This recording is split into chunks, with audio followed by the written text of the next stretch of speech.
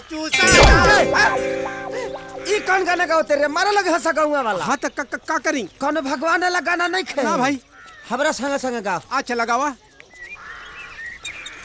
अरे करम से करम विधाना विधाना होतवे कुकरम कुकरम करम से करम विधाता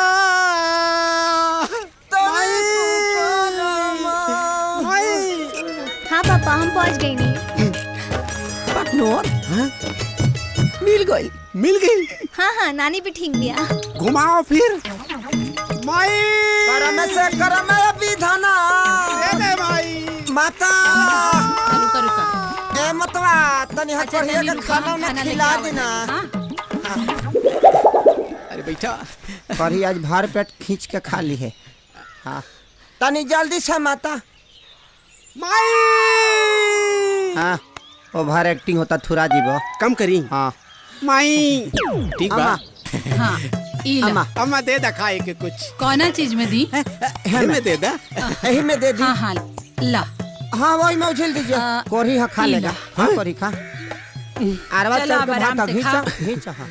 खा ला। ए हाँ, बबी बबी तनी कोरिया के पानी पिया दी। पूजा, पानी ले आवा। खा खा रहे हैं। खा कर। खा ली। ना ना तनी पानी। अच्छा कुला का खइबा। हाँ। के में दी पानी?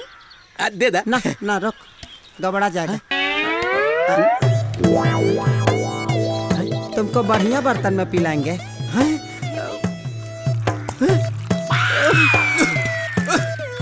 ला कोरी खा ही लेते हैं।